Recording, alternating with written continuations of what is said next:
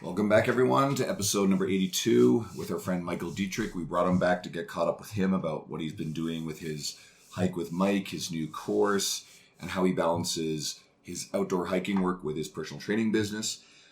We talk about how he's recently moved to work actually alongside of me at Evolve South and how to navigate the decision to change facilities for trainers and how it affects your clients, and a big discussion on social media minimalism and being in control of the time you spend on social media, make it work for you instead of having it control you. This is a really fun one. Hopefully you enjoy it. Stay tuned.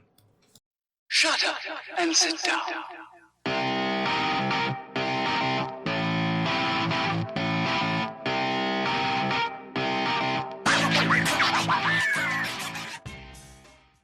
Hey everyone, welcome back to the podcast. We're bringing back another guest today, one of our first ever guests when you go back to, I think it was episode, was it Mike? 2 or 3? Number 4. No, I think it was number 4. Maybe we're wrong. But my longtime friend, Michael Dietrich, he's a local Edmonton trainer, and he's now located at the Evolve South location in Edmonton with me, which is really cool. That's exciting. So Mike, welcome back to the podcast. Mountain Mike. He's Mountain Mike. Well, thank you for having me on. It's been crazy to see you guys grow since then. I was happy to be on then. I'm even happier to be on now. So thanks for having me. And you kind of grown too. Yeah. Oh my goodness. It's just crazy when you look back.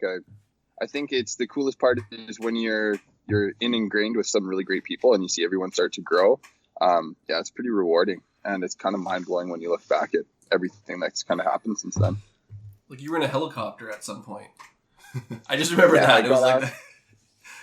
Yeah, Bear and I actually got asked to go in for a search and rescue, just kind of through how social media works. And yeah, so we went in to do some search and rescue. Luckily, the week after that we were up there, we knocked off the area and they ended up being able to recover the body of some loved ones to provide closure for the family. So it was kind of cool. That's intense stuff.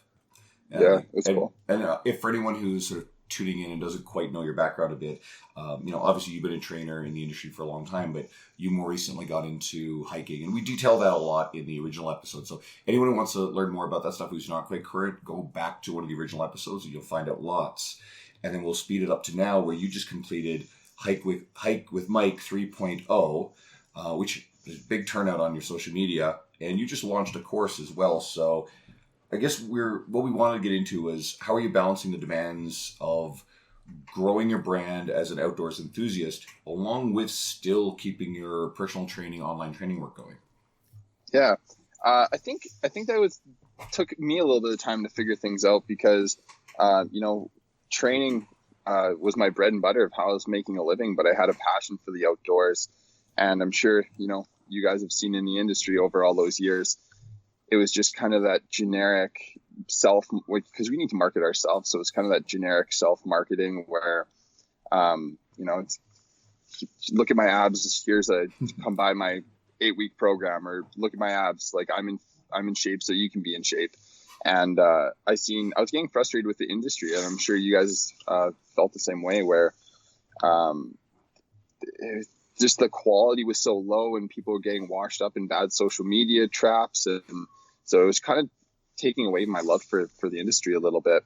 So I just kind of wanted to go a different direction, and I didn't intend for it necessarily to go this way, but obviously being fit in the outdoors and training people kind of goes hand in hand. So I was doing a ton of stuff in the outdoors, just really going out and creating good content and having a good time and putting in a high quality work with the clients that I had, and people just kind of got caught on, and I was able to niche into a whole different industry that interests me a lot more than, the everyday kind of bodybuilding splits that I was kind of getting bored of. So when you were kind of on trend in the sense that, like, I'm not gonna say Instagram wasn't super big, but like the whole GoPro thing was kind of new, and you were kind of doing it in the Rocky Mountains in a way that like a lot of people weren't. Like you had a dog and you were jacked, and you were kind of on trend in the sense that like you were doing something new, and it did catch on. Like, would I be wrong with saying that? Like it caught on those videos. Yeah, like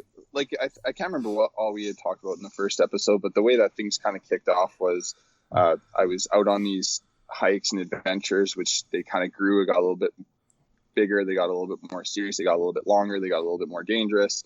And I started to gain some traction just by, just having some simple content that, people were liking. And I just kind of seen some growth. I just did something a little bit new and a little bit different. And slowly over time, I think it's just consistency of getting out there, doing the things that I loved, and people were loving what I was doing. And just gain more and more traction, build up more of a following. And as it built up more of a following, there's a lot more interactions, and obviously there's a lot more room for a lot of different opportunities. So different companies and different businesses started to get behind things.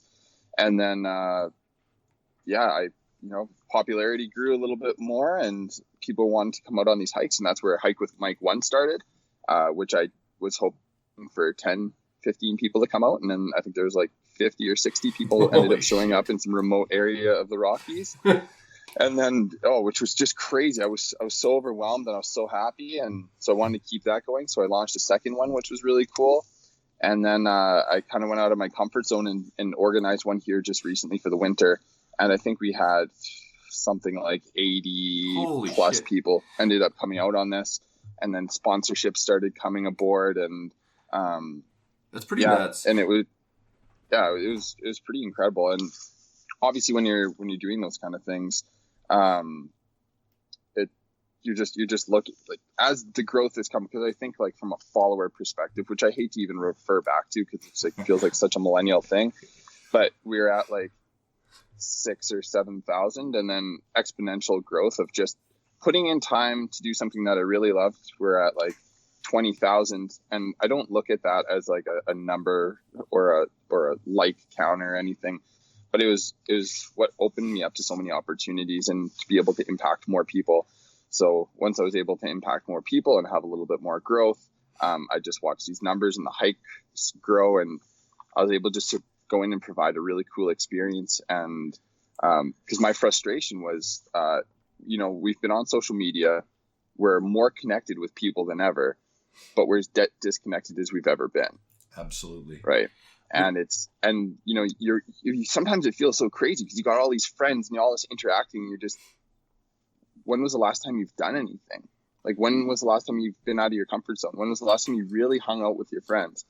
And I seen a lot of power in that, going, man, we're so social. We have so many of these friends. Like, Dean, I've only met you twice. You know what I mean? Yeah, two or three times, yeah. Or something like that, yeah. And we've interacted lots. Like, that's, yeah. Right, but I feel like I know you so well. Yeah.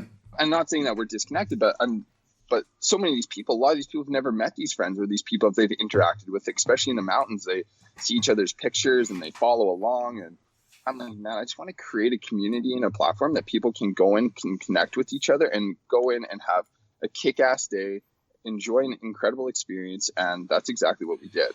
And to see these people connecting and interacting and building confidence to get out there and do this by themselves. And it doesn't need to always, be the Hike with Mike event, because I seen different girls and guys and everyone interacting and going out and doing this after they came on in the first one. And it felt like something that was just so special and so cool. Well, and you have a pretty good turnout, like 90 people, like let's just do the math here, like 7,000 people. You had 90 people go to the fucking mountains in the winter. Like, that's pretty legit in terms of like having that kind of impact, which is, I guess, it's just a testament to your platform you've created. Like, those are real numbers. Like, that's not let's just. Let's be honest. They all came out to see Bear. Yeah, but like obviously that's a running joke. That's not so much a joke. It's in this world where everyone's trying to do like this easy high ticket bullshit and like get massive amounts of people. You had 90 people a person show up to something in the mountains in the winter. Like, that's kind of cool, just to even know that like what you've done is kind of elicited that, because like that's a pretty big investment on someone's time and trust, I guess, to go to the mountains in the winter. I don't know. And I mean, and I think this ties into some really interesting things when you actually kind of break it down and look at something as more of like a generalized thing. Because after hosting these hikes, I was getting a lot of messages from different like companies that organize events, and they're going, "How are you doing this?" And people asking like, "How did this all come to be?" Or people wondering like, "How are you successful with your business when you're not posting about your business?" And all these different things. And people were also messaging me going like, I think it's the thing that really resonated with me is people are looking for instant gratification, that they want to know like, how can I organize events tomorrow to have all 90 people come out? how can I run my business and just open it up and have the doors flood in and expect to be successful? And there's no way that that's going to happen. Like, I've been warming up this audience doing this for 5 years now.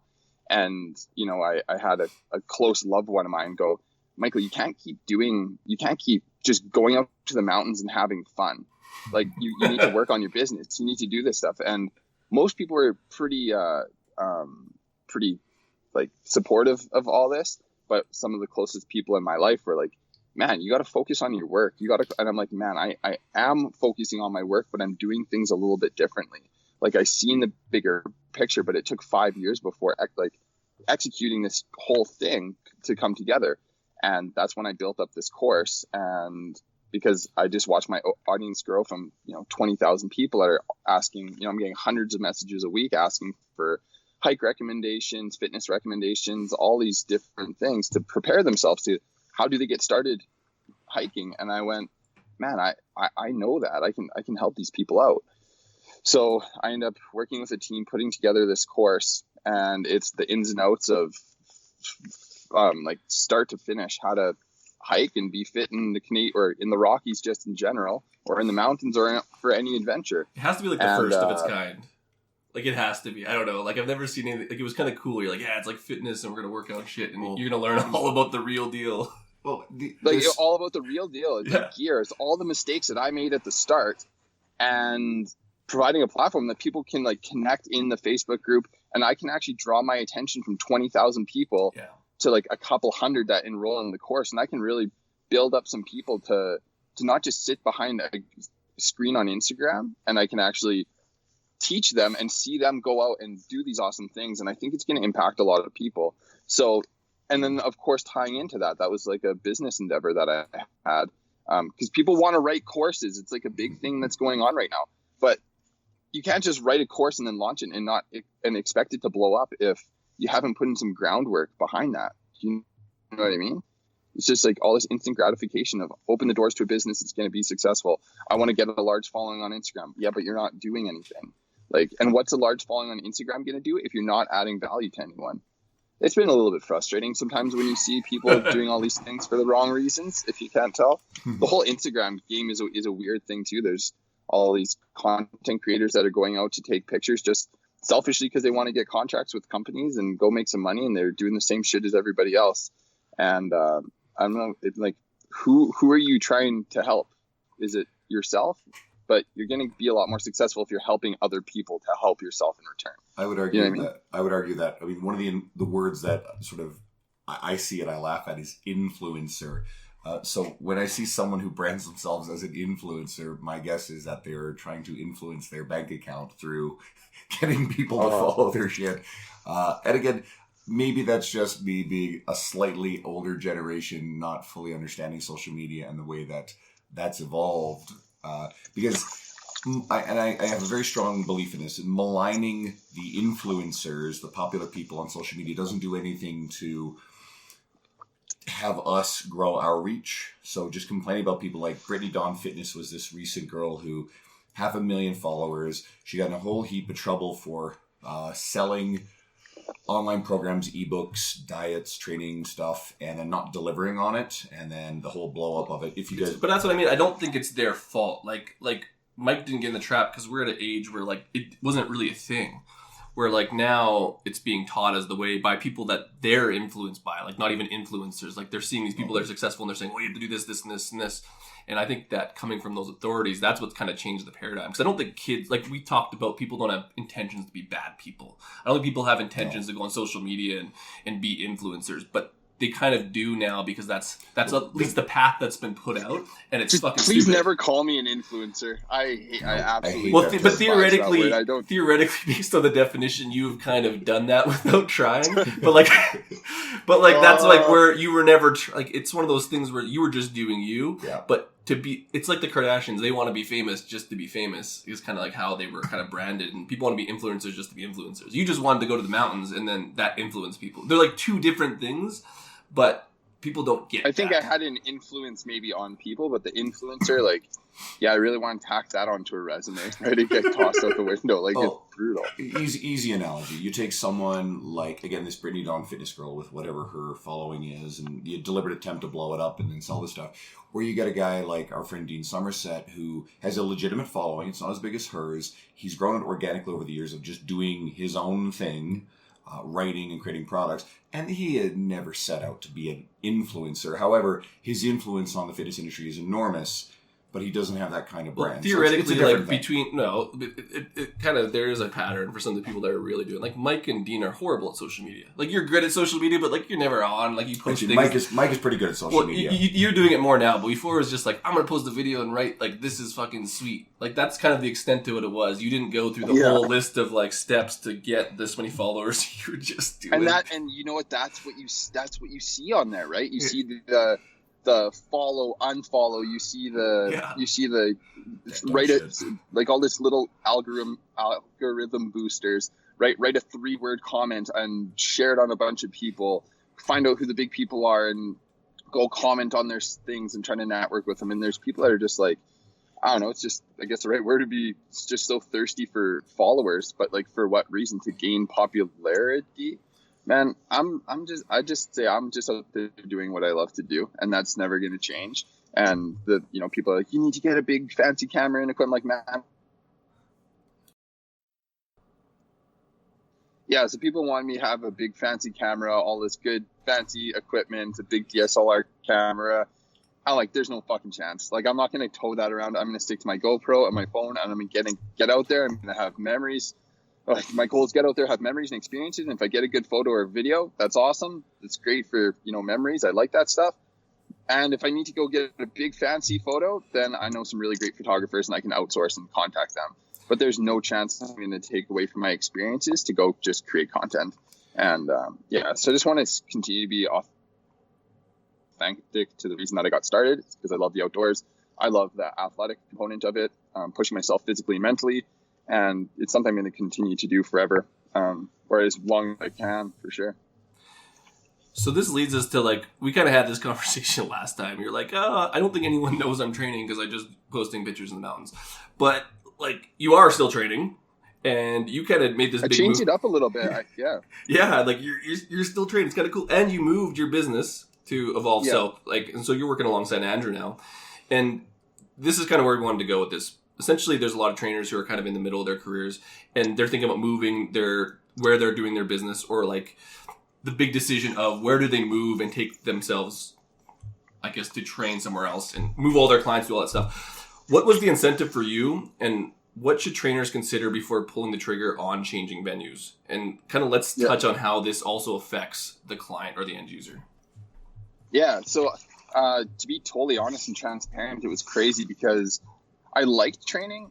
I didn't love training anymore. And I was starting to notice myself flutter out just a little bit. And I had this conversation with a few close people in my life. And it was like, I really want to like this, but I don't know why it's fluttering out. My quality work isn't as good as it can be. And then I did a big kind of internal self-look, because I really enjoyed online, and my online was doing really well. But my one-on-one is something I've always loved doing and working with those clients.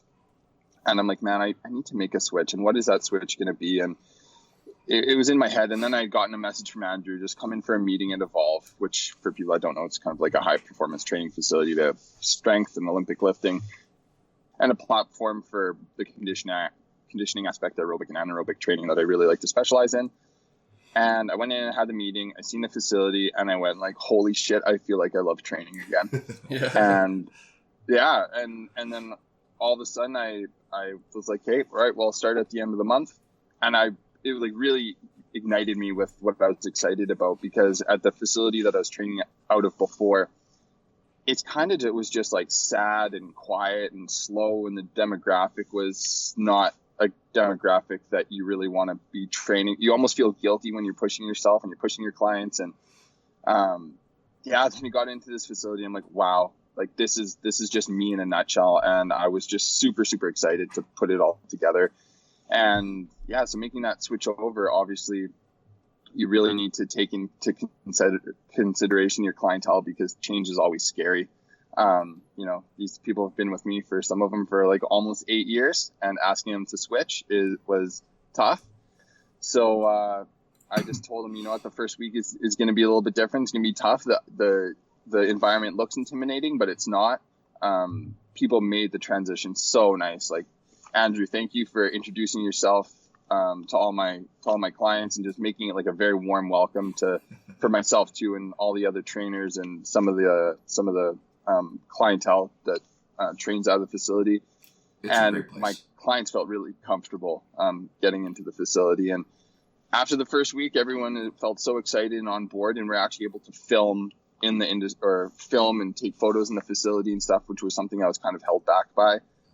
The previous place that we're at, there's a disclosure not to post or get photos or video or anything. So I just started to post about that, and obviously people had no idea I was training, and I had an audience of around 20,000 people. So, and they all really like what I do, and I'm kind of token as like the big fitness guy. So when it was like, hey guys, I don't really ask for anything. I'm not trying to sell something all the time. I'm not really asking for anything. I just let people know that I just had a switch in my professional career, and that if anybody wanted to come on board, that I had some slots open. And it was crazy. I think right then and there I had like 20 inquiries between like online and one-on-one training and everything. I just watched this explode and went, oh my God, I'm in this new environment. Because people didn't know that I had a job, right? Like if they dug deep enough, they kind of know. But there's a little link in my bio that no one really clicks on, that I didn't really ever talk about. And then I just watched this transition. I was like, oh man. And now I feel so motivated. I went in and I revamped all the systems on the back end of my business, and I got bigger into my programming, and now I'm watching client. Like, what it's like when you're doing a really good job with a client and they appreciate it and the energy's good. It's just contagious. So you're doing a good job for them. They're doing a good job in return. You're feeling great about it. They're feeling great about it. And there's all this positive vibes going around. And I just watched this big amount of growth, and I got retuned back in, because after 8 years, of putting a lot of energy into a career, it's pretty easy to let things get fluttered out if you're not like actively taking some measures to keep yourself interested. There's a couple of things that I would definitely throw in for anyone listening, if trainers are especially thinking about changing venues. Number one is, the actual cost of where you're operating. You want to have the best setup possible. New trainers, like brand new people starting the industry, you're probably going to need to take a look at commercial gym environments, just because they're going to be some of the best places to get you started. But if you're an established trainer with your existing clientele, then it's a little different. Something that I would caution people on is moving around a lot. I think it's very important you consider where you're going, and to hopefully set yourself up at a place that is pretty stable financially. If you are part of a company or working out of a location that is probably vulnerable, we've seen a lot of gyms where trainers have showed up, locks on the doors one day. Sometimes it was like short notice. Sometimes they literally got no notice at all. And that's an awful feeling. It's a shitty experience for clients. So kind of knowing the history of and the success of and the culture of the place that you're going to go work is really important as well. When it comes to commercial gyms, because obviously I left commercial gyms, so you talked about talking to your clients. That wasn't a privilege I had. Excuse me. You have a non-solicit agreement. So for anyone who's leaving a commercial gym environment, on one hand, you can't ask your clients. So you have to trust that your relationship is strong enough that they're going to turn around and contact you, which wasn't a problem in my case, so I got lucky. But because you have to make sure you don't get in a situation where you get your ass sued. On the other hand, I sort of lost that train of thought there, but you are running a risk of losing some of your clientele if you jump out of a commercial gym environment, for sure. But yeah. What would you, this is just kind of off the beaten path, but what would you say to somebody that's 18, 19, 20 years old going, I want to be a personal trainer and get into the industry? What advice would you have for them? That's 5 episodes worth of information. Yeah, right? One of I get that a lot going, I want to jump in this industry, and I go, man, if you want to make any kind of money, either be prepared to grind and have a lot of like long learning curve to get up there, or just don't do it. There's a lot of other things that you can do to make a lot more money. Well, you have the to only really way like it. that I think you're going to make money is get creative and work for yourself.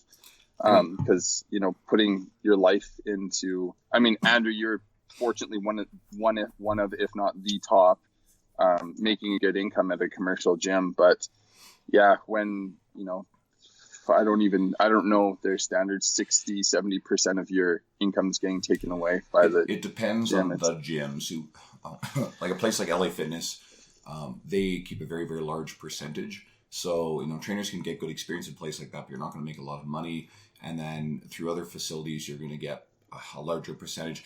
For me, because I was really good at maxing out the tables in every aspect of it, I probably actually kept 55 to 60% of it. Now, it's 95% based on the way that my setup is. Yeah. So that's obviously a massive incentive.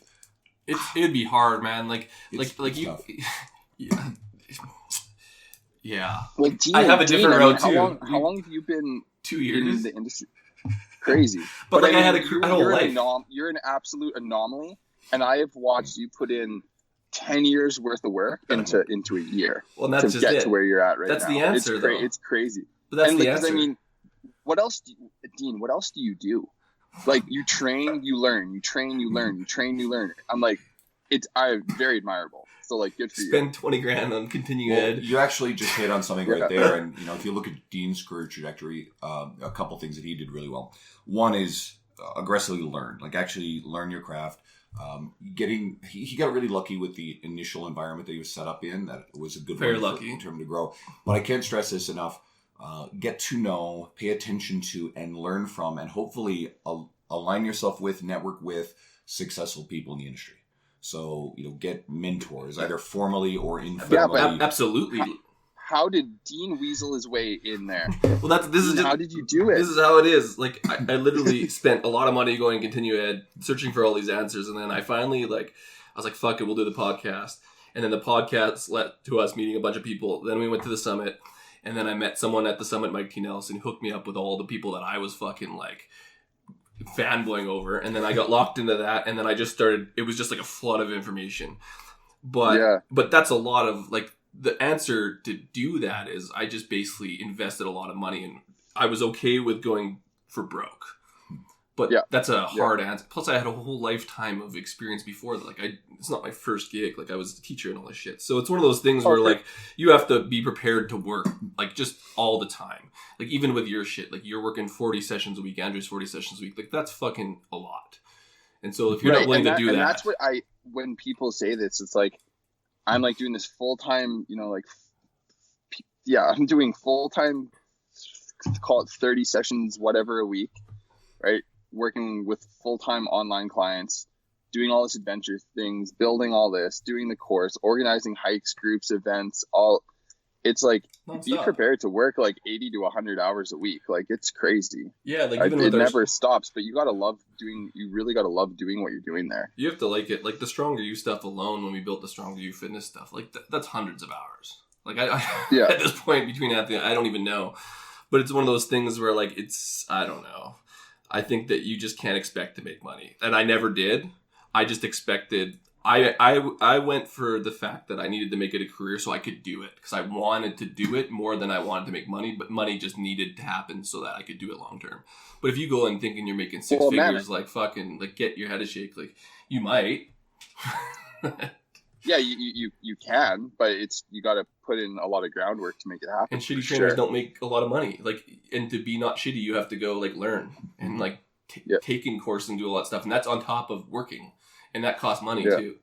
So learning everything you learned in school, which is great. You came from Nate, Andrew, and I did Can Fit, and I had all this other experience. But that was the starting point, and it has never ended since. And to think that I knew everything coming out of all that would be a very big fallacy. You can get a long way by reading good websites, the blogs, the work of a lot of the industry best. If you go through the laundry list of people we've had on this podcast, a lot of them have been the people I've learned a lot from over the years. Yeah. Just that's their free content alone. Now I'll pay to go see them, and I have done so repeatedly later on in the career, especially.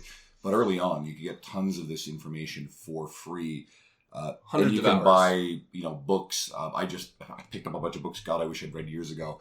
Some books by Nick Tuminello, just one by Brad Schoenfeld, and trying to think of what. But that's hard to do. Like, And even say that. Supple Leopard is a great book. Kelly Starrett. You read those books, and you'll actually pull a lot out of that stuff alone as a trainer. But saying that alone, like, that's hard work for people. Like, to go pick up a book and actually read it. Like, even Mike all of us being, it's hard for me to read, and I know that's what I need to do. And like that's an easy answer, but you basically have to not watch Netflix, and you can't be on social media all the fucking time unless you're making money doing it. Yeah, Dean, can we talk about that real quick? Yep. I really like what you threw up there. Yeah, we can talk about it. You want to intro it? No, you intro it because I seen the footnotes of it. Yeah, and I was like, fuck yeah. Well, essentially, like this idea, and like I'm very guilty, and I think a lot of us can be, especially in the training industry, because we think social media also equals money. And so being on it all the time, I was using it for business, but then it got to the point where I'm on it for business, and then I'm scrolling through feeds, and I'm looking at all these stories, and then like basically someone close to me, actually Ben House, messaged me. He's like, dude, you should read this book. It was called Digital Minimalism, but regardless, he was like, this is like, I'm not throwing heat at you. He's like, I just think that you'll really benefit from it. Because I was always like coming up with quick comebacks to people. Like, I'm just using it to fuck around, but basically waste time and make fun of people. And it was super fun for me, but it was also a waste of time. And I got to the point where I read this book and I'm like, I'm actually looking at my phone all the fucking time to see if I got a text or an email or like a message on Instagram where I could probably do that 1 hour at lunch and just fuck around, as opposed to doing it 15 minutes every hour. Yeah. And so I just committed to it. I read this book and whatever. I didn't need to. I knew, but it's one of those things where if you kind of see how social media is presented, it's basically designed to convince us to be on it more. So it does have addictive behaviors, and they know what they're doing. Essentially, like these social media companies want you addicted. So I just basically, I define my intention of what it's for, which is for work and for me to kind of waste a bit of time, maybe like 15 minutes a day. But like after that, I'm trying to just get rid of it completely and then use it as opposed to it just taking my time, because I have a lot of shit to do and I'm not as effective as I could be because of my phone. I'll explain it in this way, and this will relate to everybody. When was the last time you were standing in line, say waiting to pick up a cup of coffee or something else, and all of a sudden you realize your phone is in your hand? We do it instinctively. Absolutely. You almost don't even notice that you're doing it. So yeah, we spend an enormous amount of time checking our devices, and it's funny because I coincidentally read the same book at the same time. We didn't even talk about it. Really? Yeah, it's Cal's book. It's brand new, right? Yeah. So it's really good, and Cal's other work is really good. We've talked about a lot of it on the podcast before. It's actually a really good book to be aware of. Just aware, how, like you said, how social media and online stuff in general is created to be. It's engineered to be addictive. Yeah, very much so, and how we are susceptible to it, and it doesn't mean you have to shut it off. Like he talks about, detoxing from social media. He's kind of hardcore, the author of not using it much at all. Yeah. I don't even think he has major social media platforms, but there are different steps that you can take to lessen its impact on your life. And I think everybody would benefit from at least being aware of this. Well, the biggest takeaways I had was my intention needs to be laid out, and also realize their intention, which was like they're trying to fuck you over. Like all these new apps are just trying to get you in so you click and do surveys, and like they data mine and shit. That's their intention. My intention was to do what I wanted to do, which was defined as business and a few fucking arounds on it. That's exactly it. Mm-hmm. So that was it for me, because people think that growing a bigger following and all that kind of stuff, that you're spending a shitload of time on there. And the time for me was a little bit of selfish time, where I was putting together like posts and things that I felt like, again, goes back and could add value to people, documenting what I had going on. But I do not sit there and scroll.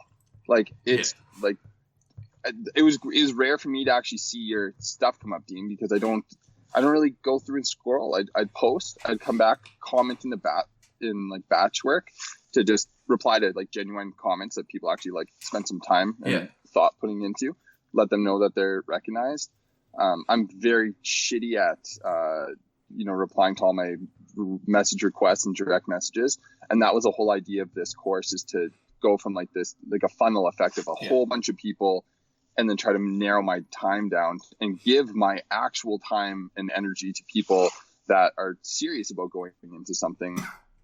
There's growth, like you guys see. It's like you're a one-man show, right? We run this for ourselves, and I don't want to hire a digital assistant to go in and to reply to people, because that I want to interact with those people whenever I can.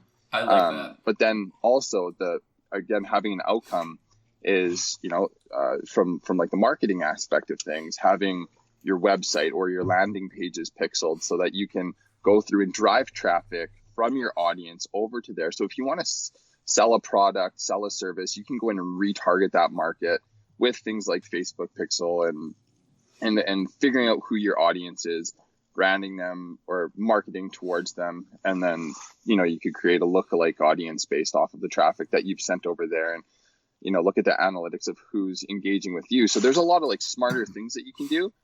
And that's what I always laugh about these, these influencers or these like people that are like spending all their time going and clicking and liking and commenting and interacting. They're spending all this time doing this. We're going like, man, you could do this very differently and a lot smarter and spend, not 6 hours a day. You could spend, an hour a day going through and doing it from like a business perspective, but also then helping people. Right. Well, that was but intentional. Slaving away. It's crazy. Like there's much better ways that you can spend your time and much smarter ways that you can spend your time.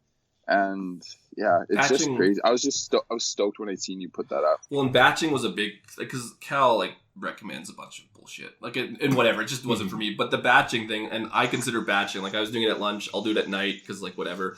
And then if I'm in the bathroom, and I've tried to really stick to that. But I think it's just that intention of trying to do it less, because I was scrolling, and I was just scrolling because I was fucking bored. And I shouldn't be bored because I had lots of shit to do. So I was just trying not to do shit. And once I kind of realized that it's designed to do that, it's designed to flood your feed with stuff, I was like, oh man, they got me. They fucking got me. And it's because I'm online more because of my business that I got there. I was never like that, but it's because I thought I had to be online, because a lot of my business is online with Stronger You. But again, with the funnel, my business is in Stronger You and I'm in their nutrition group and their fitness group. I'll just stick to doing that, because I could be online and be 100% in that. But just do that. That's where your money's being made, right? Yeah. That's where your money's being made, and that's where you're actually helping people. And I'll be on there all day. That's fine. It's just I can't be on there and then commenting on Andrew's post saying, haha, nice redheaded wildling dude. Which is literally, it's funny, but it's what Chad Landers and Brad Meader just do. That's their thing. But I will just do that at night for my half an hour on my bed. I'll just go fucking make fun of everyone then. Because I like to do that. It's totally hilarious to me. But to do that all day long, someone would post something and I would be on the ball, yeah, fuck this guy. In a nice way. Yeah. But that's stupid. I have to be aware of this stuff too. One of the nice things for me is if I have wall-to-wall sessions on a given day, like today, we're recording this in the morning, so I'll start my day at noon and I go straight through till 8 o'clock. We have a meeting in the middle of it all. And assuming everybody shows up, I don't actually have time to go and comment and do a whole bunch of stuff. So that sort of saves me there. But in my downtime, I do catch myself scrolling. So I've tried to take some lessons from this book, and I can't go all in on digital minimalism. It wouldn't work for me. But Jesus, you have to realize I'll go home, hit the couch. I'm tired after a long day. I've done my workout. And next thing you know, I realize I've pissed away an hour scrolling through social media. And that's an hour I could have read one of these books that I've got stacked up on training stuff, or have done more writing because I'm trying to create time to write more. So being aware of this stuff is going to go a long way. So hopefully the audience takes... You've kind of naturally done it though. And that's where, you've worked lots, and my work's a little different, so I had access to this stuff, but Mike goes to the mountains. So, you've had natural shutoffs where, you've pretty much had detoxes built in. And I don't know if you meant that or not, but you have no service. Oh man, it's crazy because once you grow a larger audience, and once your online business is decently big, and I have clients to interact with, you're getting hundreds of messages a day, not including Instagram. And all these Instagram ones could be a potential lead to something, or something that's someone's just saying something really nice that you want to reply to. But there becomes some point that you just can't keep up with it anymore. And I've had a tough time because I hate text messaging. I know Elon Musk said it so good on one of Joe Rogan's podcasts, going the shittiest thing about humans is where our processing speed is so slow, right? It's like a waterfall through a straw. We have two thumbs to peck away on a keyboard to try to reply to all these people. And it's so time consuming. And I feel like I could be getting so much more done, but I leave people hanging high and dry that are really great supporters, or, they're leaving these genuine, really nice comments, and you leave them hanging high and dry, and you don't intend to, but you only have so many hours in the day, and there's things and responsibilities that you need to focus on. So yeah, getting out and being able to just, and then having time for yourself and just going and disconnecting and getting out of cell reception. I actually think I'd be completely fucking crazy if I didn't have the opportunity to get away. Because you are crazy, and that was my thing, and like Andrew's thing, and your thing is that I'm not adverse to working hard, and I'll be really good at whatever I'm doing. So if I'm gonna be scrolling and commenting and things, I'll fucking be 100%. And like that's where I realized like my personality needs intention, because I'll just be the best at being everywhere, and that really ends up being doing no work. I'm everywhere, but I'm not doing any work. And so it was kind of like, it was a good realization. I think there's a lot of people that resonated with that post, because I post a few things every once in a while, but that one got a lot of traction where normally I don't. And I think it's because most people have that problem and they know it, and I knew it. Andrew knows, he scrolls, but until the book kind of slaps you in your face, like, fuck, like again, I just like, Facebook but got me. But you know what, Dean? Even in that, when you would like, I didn't even know you, and you're like dropping some comments and like poking fun at me in like a fun way. I was like, I like this guy. It's good. I don't know this guy, but I like this guy, and we've developed that relationship. So even in that sense, it worked. I think that like that worked for you in some sense. And social media can be so powerful, and I'm so thankful for it, for all the massive opportunities, and it's allowed me to put me in the position I'm in with shit that I never ever thought I'd have the opportunity to do. Sometimes financially, sometimes just impact with other people, and then sometimes to fly in a helicopter and have a family appreciate us coming out to help. Right? It's just like all these really, really cool things. Well, that's where like Andrew mentioned it. Cal has all these crazy things, but like there's a lot of benefit to it, and like the biggest, and I say it a lot, but it's that intention of what you're trying to do. Like if I'm trying to like connect with people and make jokes with people, like I'm totally cool with doing it. It was the scrolling and like looking at Instagram bitches, so I get mad at them. Like you could tell who I got mad at, because like it like filled it with business coaches and like the Instagram chicks, because I would just scroll that like, I fucking hate this person. And like that's all I got. I'm like, man, I gotta stop scrolling through this stuff, because that's all that's popping up. It's like, do you need business coaching ads? And I'm like, no, I don't. And then they'll put more of the bitches in your face, right? I'm like, oh my god, like there's too much of it. So I was like, I'm out. It's a good idea just to be aware of the addictive properties. Yeah. And I mean, to summarize all this stuff, like you said about intention, just try to be in control of your social media usage. For some people, it's going to take things like actually taking the apps off of your phone is not the worst idea in the world. And then that way you actually have to log onto a computer. Because now think about this. This is something he says in the book. But think about this. 10 years ago, we would log onto a computer and sit in front of Facebook that way. Everything is now mobile. Everything is mobile friendly. And if you think about it, you've been using this a while, you realize, wait a second, oh shit, that's true. We didn't scroll our phones 10 years ago the way that we do now. The rise of the smartphone, all that stuff. So it's completely changed our lives. It isn't the worst idea in the world to actually take these apps off of the tablets and the phones and make it so that you have to go to it, which makes it harder. It's kind of like food. I'm just reading the book, it's The Hungry Brain by Stefan Guillenet, which is amazing. Everybody who's in the industry should read this book. So one of the things with food is you have to change your food environment. Don't have the cookies on the counter. At least put them in the cupboard. It actually makes a difference. Or there's famous studies about having M&Ms on a work desk versus in the desk versus across the room, and people will consume less. So control your food environment, but actually control your social media environment as well. If you create barriers to accessing it, where you can't pull your phone out in a lineup and immediately pop onto Facebook, it will change your behavior. And at first, it's uncomfortable. It's really, really weird and uncomfortable. It actually can be kind of stressful. But pretty quickly, as it's documented in the book, you get quite used to it, and it feels very freeing. So that's some food for thought for anyone who's considering that or feels like they use it too much. We don't have a lot of time left, so we talked about books a little bit. Have you, in all of this, found any time to read anything? Yeah, well, this is where the one, I think, like, just looking at how can I get a lot of high quality information in a short period of time. So I have the subscription to Strength and Conditioning Research that I just go peel through that guy. Just sums a whole shit ton of information up in a short period of time and lets me keep learning, keeps me kind of excited. I've done that for a lot of years now. So I spend a couple hours a week doing that. And then a lot of the mental side of just the mental side of things, where it's not regimented books. I listen to like a lot of audiobooks and podcasts, but I haven't really read too much strength and conditioning research. I really love. And then even on social media, following along with high quality people, is a really great way to learn as well. So then that's using things again for the right reasons, right? I did do that. That was one of my things. Was like I have a bunch of coaches that I follow because I get a lot of stuff from them, and I've kind of narrowed it down. So, anyways, that was a huge thing I use it for. That's like almost my reading time, is like seeing what they're doing and how they're thinking, because there's a lot to be learned by just other people's principles and values and how they. I think people think you're kind of crazy sometimes when you're like, what have you been reading or how have you been learning? And you're like, man, the internet, right? Instagram sometimes too, but these people are putting out like very, very high quality information that like we would never have gotten to get before. And I'm like a very visual learner, so getting to see some of the videos, and I can just actually like sit back and just be a sponge and bring it all in, was a great way for me to learn, get ideas, get ignited with ideas, and kind of dust the cobwebs off of stuff that I'd already known that I wanted to get back and applying with people again. So I think it's a good way to learn for anyone that's, We should probably let everybody know where to find you again. Yeah, like, actually, let's do this, because we had the other episode. Where's the best place to find you? And then where's the best place to kind of learn about the hiking course? Because that was, I went through like, man, Mike figured it out. But like, where do people find all that stuff for you?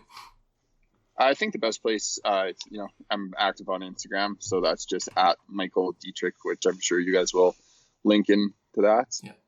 And then I can just provide you a course. If anyone was interested in the course, I can put that in a link, not to blow up or self-promote. But if it is someone that's interested in hiking, I think it is something that is very valuable, that can help out a lot of people. And I'm just excited to see, people kind of go from the groundwork, build up, and then see them grow and flourish and kind of make some positive impacts in their lives.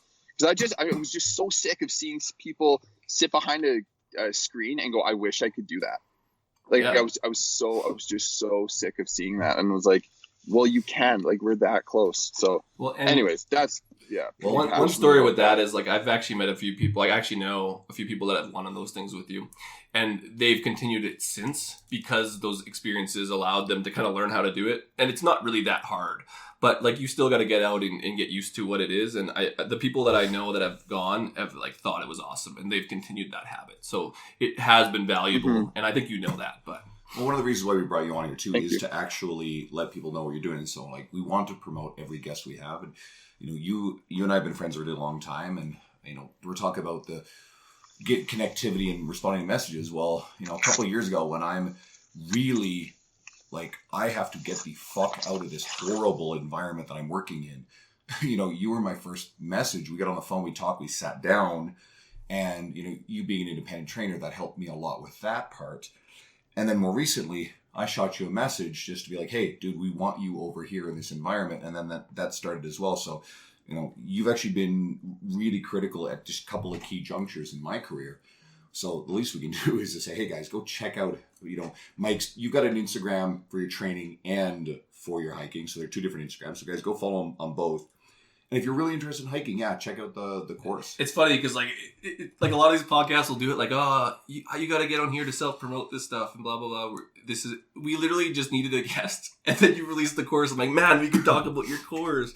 This is perfect timing. Yeah, I know this is one I think this whole episode went in just like social media realm, because it's something someone can always like relate to. You know what I mean? There's so many people can get on there, relate to just endless scrolling and stuff. I'm sure we could have went in with some higher quality information, but sometimes it's nice just to kind of just bullshit away. And this podcast is designed initially to kind of like meet people and talk to them, and at this point it's become a way to catch up with people. So I'm cool with us catching up and shooting the shit about something, because you know what, there is stuff valuable in us getting some of the real story behind some of these things, which a lot of people aren't going to ask, and we can do that because we're buds. And I think that there is the value there. If anything, I think that this episode, for anyone who's a trainer or who is just a fitness enthusiast, there is a mountain of takeaway in this one. I actually like this episode. So Mike, I'm really grateful that you came on, you found the time. I know you got a client now in a few minutes, so we'll just quickly sign us off. To every listener, thank you again for checking this out. If you recently discovered us and you're one of Mike's people through his Instagram, go back and check out his episode. I think it's like the fourth one we've ever did. I know it's one of the first early ones. And then if you like what you're seeing here, we've got a lot of really awesome guests. If you're an Edmonton-based person or Alberta, we've had Dean Somerset on 3 times. He's an Edmonton-based trainer. Hannah Gray, Jordan Jeske. Hannah Jordan, Alfred Jong is one of our first guests. And if you're down in the Calgary area, Brian Cron and James Feller both. And Marty McPhee. So Mega Marty. So we've had 3 Calgary-based guys too. So we've got a lot of local Alberta people on this podcast. And again, Mike, thanks so much. Go kill your client, and I'll see you at the gym probably this afternoon. All right. Peace, buddy. Okay, thanks a lot. Good to see you again, Dean. Yeah, take it easy, guys. Shut up and sit down.